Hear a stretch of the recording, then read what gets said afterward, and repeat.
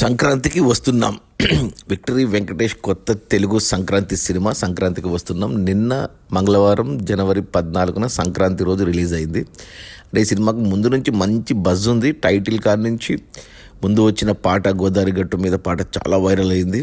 ఆ తర్వాత వచ్చిన మీను సాంగ్ కూడా బాగా హిట్ అయింది. ఆ తర్వాత మన వెంకటేష్ పాడిన బ్లాక్ బస్టర్ పొంగల్ అనే పాట కూడా బాగా హిట్ అయింది. ఇక తర్వాత ట్రైలర్ వచ్చినప్పుడు ట్రైలర్లో స్టోరీ మొత్తం చెప్పేశారు. సింపుల్ అనిల్ రావిపూడి సినిమాలు ఎలా ఉంటాయి తెలుసు కదా, F2 F3 లాగా అలా సింపుల్గా చెప్పారు స్టోరీ. ట్రైలర్లోనే చెప్పేశారు ఎవరో కిడ్నాప్, ఆ కిడ్నాప్ నుంచి సేవ్ చేయడానికి Venkatesh wife, Venkatesh ex girlfriend Meenakshi Chaudhary అని ట్రైలర్లో చెప్పేశారు. సినిమా కూడా అదే ఉంది. సినిమాలు కూడా అంటే సినిమా స్టార్టింగ్లోనే మనకు ఆ కిడ్నాప్ ఏదైతే జరుగుతుందో అది చూపిస్తారు. అది చూస్తే మనకు నవ్వు వస్తుంది. అంటే ఎవరిని కిడ్నాప్ చేశారు, ఎవరు ఆ కిడ్నాప్ అయిన మనిషి ఎవరు అనేది మన సినిమా ఓపెనింగ్లోనే అర్థమైపోతుంది. అంటే కామెడీ అనమాట. ఫుల్ F2 F3 నచ్చిన వాళ్ళకు ఖచ్చితంగా నచ్చుతుంది ఈ కామెడీ. నాకైతే నచ్చింది కామెడీ. అంటే మరీ పగలబడి నవ్వేంత లేదు కానీ బట్ మొత్తం సినిమా అంతా ఒక స్మైల్ అయితే ఉంటుంది మన ఫేస్లో. ఆ కామెడీ అంటే ఆ కిడ్నాప్ అయిన వెంటనే మనకు అక్కడ అంటే తెలంగాణ ముఖ్యమంత్రి లాగా మనకు నరేష్ని చూపించారు, సీనియర్ యాక్టర్ నరేష్ని. అతనికి తెలంగాణ స్లాంగ్ పెట్టారు కానీ అది సరిగ్గా లేదు అది. బట్ అతని అసిస్టెంట్గా అంటే పార్టీ ప్రెసిడెంట్గా వీటీవీ గణేష్, అతని పెక్యులర్ వాయిస్ ఉంటుంది. వాళ్ళిద్దరి కామెడీ బాగా వర్కౌట్ అయింది. అక్కడ ఒక 10-15 నిమిషాల పాటు అదంతా ఎస్టాబ్లిష్ చేసి అప్పుడు ఇంకా ఇప్పుడు ఈ కిడ్నాప్ని కాపాడడానికి మన హీరో కావాలి వెంకటేష్.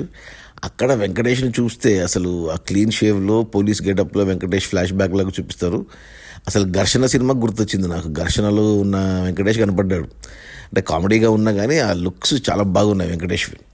ఆ తర్వాత ప్రజెంట్ టైంలో అతనికి పెళ్ళైనట్టు పిల్లలు ఉన్నట్టు చూపిస్తారు. అది గడ్డం, అది మరి నిజంగా పెరిగిన గడ్డమా అతికిచ్చిన గడ్డమా తెలియదు కానీ ఆ లుక్ పెద్దగా లేదు. క్లీన్ షేవ్లోనే చాలా బాగున్నాడు. ఇక మెయిన్ హైలైట్ ఏమంటే ఇక్కడ హీరోయిన్ ఐశ్వర్య రాజేష్, వైఫ్గా చేసిన ఐశ్వర్య రాజేష్, ఆ అమ్మాయి స్లాంగ్ ఉంది.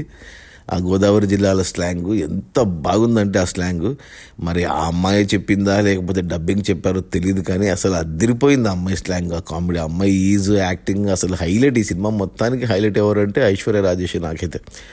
ఇక మీనాక్షి చౌదరి కొద్దిగా గ్లామర్ పరంగా అంటే మీనాక్షి చౌదరిని స్టార్టింగ్లో పోలీస్ గెటప్లో చూపించారు.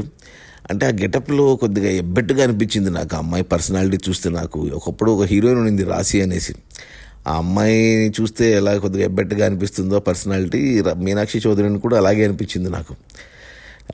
సినిమా అంతా అలాగే అనిపించింది మీనాక్షి చౌదరి. ఆ పర్సనాలిటీ వల్ల క్యూట్గా ఉంటుంది, గ్లామరస్గా ఉంటుంది, అందంగా ఉంటుంది కానీ బట్ ఎందుకో పర్సనాలిటీ మరి ఎబ్బెట్టుగా అనిపించింది నాకు. ఎస్పెషల్ ఆ పోలీస్ గెటప్లో అండ్ ఆ హాఫ్ బనియన్లలో కూడా అలాగే అనిపించింది. అది పక్కన పెట్టేస్తే ఇంకో హైలైట్ ఏమంటే ఈ సినిమాలో ఒక పిల్లోడు క్యారెక్టర్ ఉంది. వెంకటేష్ కొడుకుగా చేశాడు ఒక చిన్న పిల్లోడు. ఆ పిల్లవాడు కామెడీ అంటే కొంచెం ఎలా ఉందంటే ఒక జంజాల సినిమా ఉంది, ఒకప్పుడు వచ్చింది Janjala cinema, Naresh the hero. దాంట్లో ఒక పిల్లవాడు ఉంటాడు, కోట శ్రీనివాసరావు కొడుకు క్యారెక్టర్. ఆ పిల్లవాడు నోరు తెరిస్తే బూతులు అనమాట.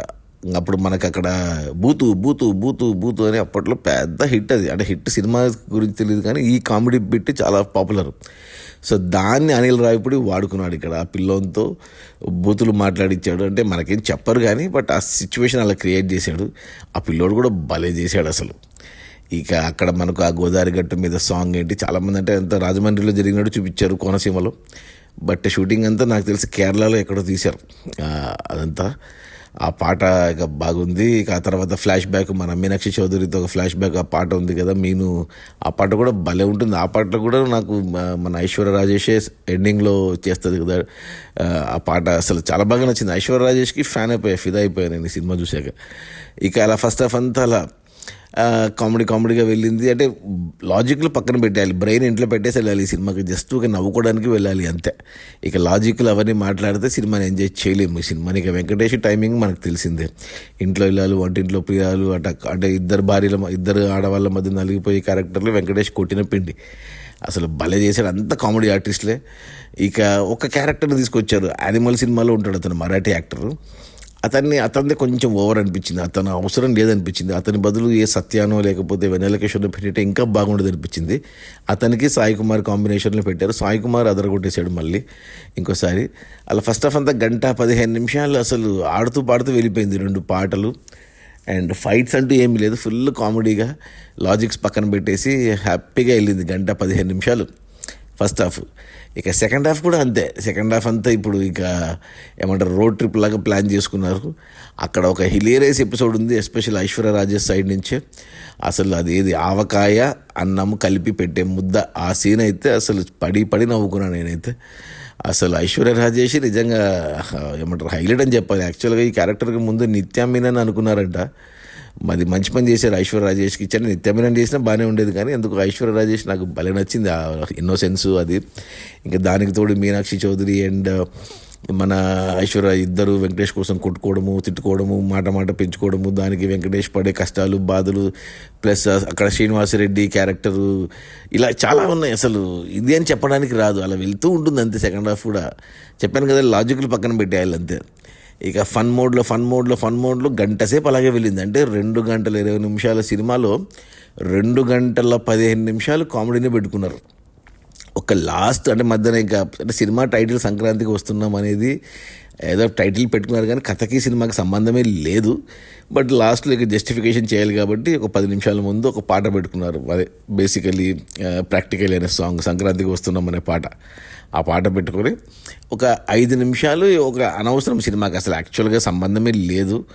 మన సిరివెన్నెల హీరో ఉన్నాడు కదా, సర్వదమన్ బెనర్జీ, మొన్ననే రీసెంట్గా మనము ఏ సినిమాది లక్కీ భాస్కర్లో హీరో ఫాదర్గా చూసాము అతన్ని పెట్టుకున్నారు. అతని స్టోరీ ఒక 5 నిమిషాలు పెట్టుకున్నారు క్లైమాక్స్ ఎండ్ చేయడానికి, ఏదో కొద్దిగా మెసేజ్ లాగా పెట్టుకున్నారు. కానీ బట్ అవసరం లేదు, 5 నిమిషాలు కూడా అవసరం లేదు. సినిమాని అలా ఫన్ మోడ్లోనే ఎండ్ చేసింటే అయిపోయిండు. బట్ ఏదో ఇక మెసేజ్ ఒకటి ఇవ్వాలి అనుకున్నారు, 5 నిమిషాలు ఒక ఎమోషనల్గా చేయాలనుకుని ఒక 5 నిమిషాలు పెట్టుకున్నారు. అవసరమే లేదు యాక్చువల్ చెప్పాలంటే. సో 2 గంటల 20 నిమిషాల సినిమాలో 3 పాటలు, 3 ఫైట్లు. ఆ ఫైట్ కూడా క్లైమాక్స్ ఫైట్ అయితే అబ్బా రొటీన్ ఫైట్ అనుకున్నాను, కానీ ఆ ఫైట్ని కూడా ఫుల్ కామెడీగా మార్చి పడేశారు దాన్ని క్లైమాక్స్లో కూడా. సో ఎటువంటి బోర్ కొట్టదు, ఎటువంటి క్రింజ్ అనిపించదు, అబ్బా అనిపించదు. భలే నచ్చింది నాకైతే సినిమా. 2 గంటల 20 నిమిషాల సినిమాలో 2 గంటల 15 నిమిషాలు కామెడీయే ఉంది. సో నాకైతే నచ్చింది. నా రేటింగ్ వచ్చి 3/5. సో లాస్ట్ సంక్రాంతికి మన వెంకీ 75వ సినిమా సైంధవ్ యాక్షన్ సినిమాతో వచ్చాడు, బట్ అది సక్సెస్ కాలేదు. కానీ ఈ సంక్రాంతికి మాత్రం ఖచ్చితంగా హిట్ అవుతుంది సినిమా, అందరికీ నచ్చుతుంది. అందరు ఫ్యామిలీ ఆడియన్స్ మొత్తం ఈ సినిమాను చూస్తారు, చూసిన ప్రతి ఒక్కరికి నచ్చుతుంది ఖచ్చితంగా. సో ఖచ్చితంగా ఈ సంక్రాంతికి చూసేయండి. సో ఆల్రెడీ మన గేమ్ చేంజరు అండ్ డాకు మహారాజు 2 చూసేసి ఉంటారు అందరూ. ఇక ఖచ్చితంగా అందరూ ఫ్యామిలీస్తో ఈ సంక్రాంతికి వస్తున్నాం, చూసేయండి. బాగా హాయిగా ఇంటిల్లపాది కడుపుబ్బని నవ్వుకోవచ్చు. Okay, bye.